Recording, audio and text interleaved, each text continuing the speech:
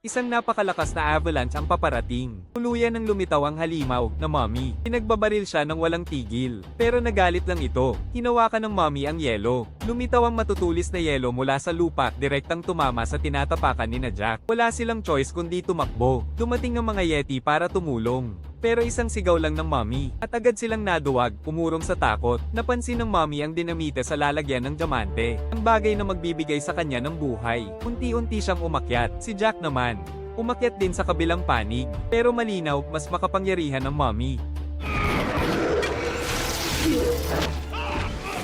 Inihagis ni Nick ang dinamite sa niebe, pero nakita ito ng mommy. Isang napakalakas na pagsabog ang sumunod, at dito nagsimula ang avalanche. Nailigtas ng mga Yeti ang grupo nila Jack, pero hindi pa dito nagtatapos ang lahat. Follow for more.